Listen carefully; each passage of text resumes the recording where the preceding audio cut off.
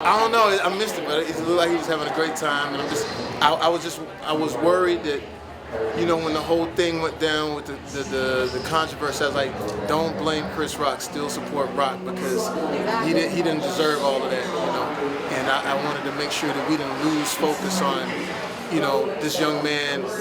There was someone who said there's not a joke he couldn't tell or something that wouldn't make it funny. I'm like, let's not. It's an award show. Let's not go crazy.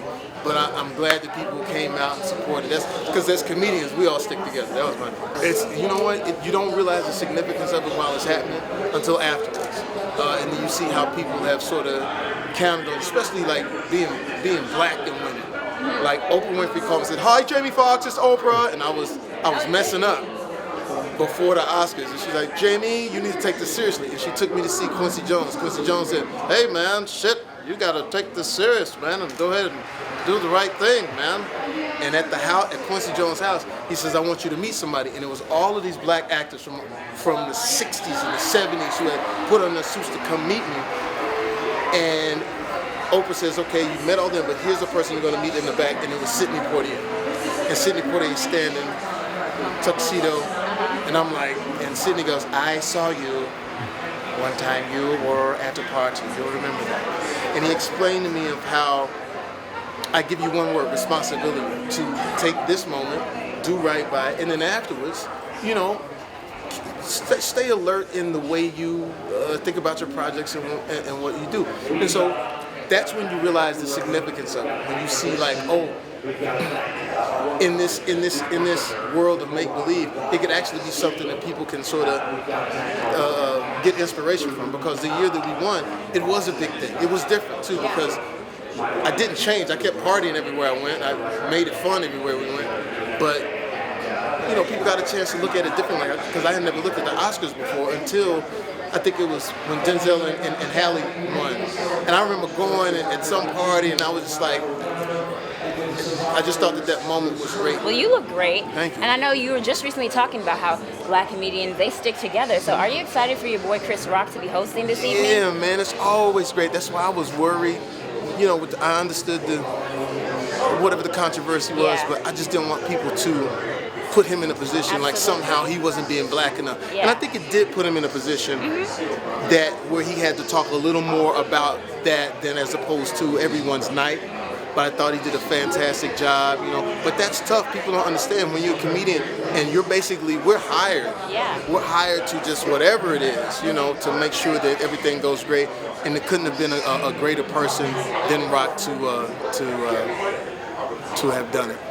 And you just talked about the legacy and the impact that other black actors have had on you. And I'm the goddaughter of Harry Belafonte, so I'm like, yes. Can you just talk about the impact? First of all, the impact of Harry Belafonte on me, I just met Trayvon Martin's mom, and she spoke to me eloquently about her son, and I didn't know, I said I'll come down to your event, but I don't know. I thought maybe I was being Hollywood. Yeah. And then I see Harry Belafonte, your godfather, go up, and he gave a speech that was absolutely amazing. Said that the blood that spills through America is black blood, and you entertainers sit there mute. You don't do anything. Yeah. Just sit on your money. And that day, my life changed. And I got a chance to meet Mr. Belafonte. Took my daughter, and I said, "Mr. Belafonte, talk about the civil rights movement." People didn't know about, our generation didn't know that he funded the civil rights movement. Absolutely. And he talked to my daughter. He says, "When I came back from World War II, you got that accent down." It's myself, Martin, we all marched." I was like, "Who are these people you're talking about? You're talking like it was a boy band." He says, "Martin Luther King." And he looked at my daughter and said, "Do you know who he is?" And he went on to explain to her the civil rights movement. So, like I said, we live in a generation now when we sort of don't know, we're disconnected from our history sometimes. But I recognize and realize the significance of being an African-American Oscar winner through Oprah Winfrey, through Quincy Jones, through Harry Belafonte, through Sidney Poitier. And you realize that, man, you're being watched. Yeah. And it means something to not only accomplish, but then, go on and walk in a, not goody two-shoes, but, be able to do the right thing. Well, we appreciate you here at AAFCA and Mercedes-Benz, and you're definitely having an impact on the millennial generation. So we thank you so much. Thank you so much. amazing this evening. Please tell us who you're wearing. Oh, today I think I'm wearing a, this might be Roswell, or is this one of my, this is... Bespoke Couture. Oh yes, this is my buddy. Yeah. Well, you look amazing. Well, the Oscars just started. Your boy Chris Rock from New Jack City's hosting. How are you feeling about it tonight? Oh, it should be entertaining. Chris Rock is always entertaining. You know, he should have some jokes, I'm quite sure. I know, I hear him right now. Yeah. Well, maybe he'll call the whole New Jack City crew out. Wouldn't that be something? Right? You just show up. So with the hashtag Oscars So White, do you think it's starting a movement for inclusion and diversity in Hollywood? Well, we hope so. I mean, we hope it helps. I mean, it's always been an issue, and Hollywood has never been ubiquitous. It's always had a certain amount of exclusion of some group somewhere, somehow. It's nothing new. But that's okay. That's the beauty of it, Absolutely. Sometimes exclusion creates hip-hop culture. Yeah. Jazz. Yeah. Right? So you think it's going to open some new doors? Oh, it already has. Just bring that money here, bro. Hey, your cats out there with the money boys, and we know how to make the movies. We know how to do that. Come holler at your boy. Have a good night. Thank you.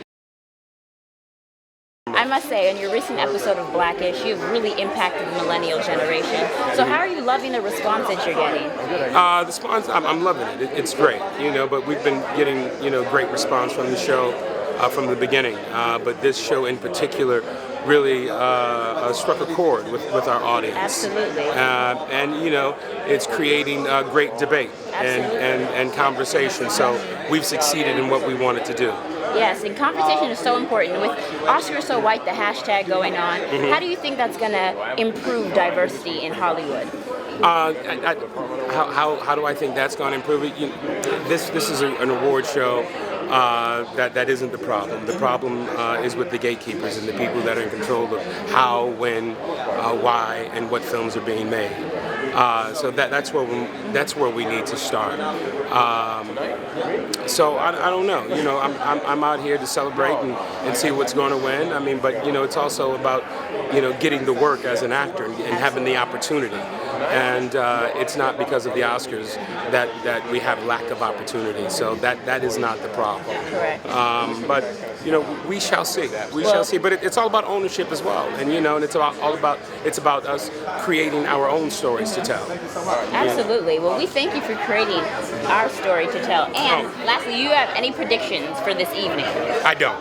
No. I don't. I don't have a horse in the race, so no. Well, you look great. Enjoy yourself. Thank you so much. Thank you very much. So, you look fabulous tonight from head to toe. Please tell us what you're wearing. I am wearing Pippa Small's jewellery. She's an incredible British designer, and all of her work is using ethical gold and stones, and conflict stones.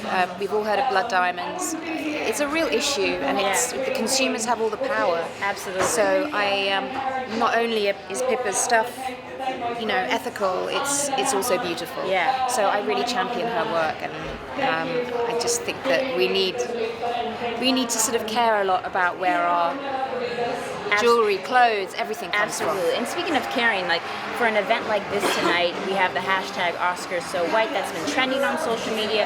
How do you think that's really impacted actors in Hollywood today? And do you think it's going to open any doors for actors and of other cultures, races, all of that for future to come? Well, I think that the whole notion of races is going to be bankrupt in about 50 years because just the homogenizing of our wonderful, glorious species is happening at such a rate. And I think that it has expressed a frustration, which is completely valid. And I think with that frustration also comes people who have stopped waiting for permission. I think we're going to see a lot of, with social media as well and the internet, we're going to see a lot of movies made by a lot of different kinds of demographics, and I just think that what we are witnessing isn't so much a stopping point or a protest which isn't going to go anywhere. I think it's reflecting a rapid change in the industry. Absolutely. I think it's happening already, and I think because this year was like, hang on a minute, Yeah. It's been going great. It was like scratching my head moment. It actually kind of, it really, it put into focus how far we've come. Absolutely. That it's such a bizarre, omission. Absolutely. I'm a member of the Academy. I voted, and I know thousands of others did. So it's not that, people of colour, people from different parts of the world aren't voting. It's, it's an organisation which has a lot of people in it who were making movies in the 50s, and absolutely, things have changed a lot since then. Do you have any? But we can't blame those poor people. Yeah. Who are elderly and enjoying their time in an organisation which just is a little out of date. Absolutely. That's what's happened. I know. It's out of date. Absolutely. So give it another 50 years and things are going to be different. But I think that the awareness that it's raised and the fact that people are frustrated, I think, is a really positive sign, and I'm very proud of people for speaking up and getting angry. Especially someone who's speaking tonight is Chris Rock. He's hosting. Are you excited to see him? Always. Who's not excited to see Chris Rock in any situation? Well, thank you so much. Guy. Thank you so much. Thank you. Bye. Bye.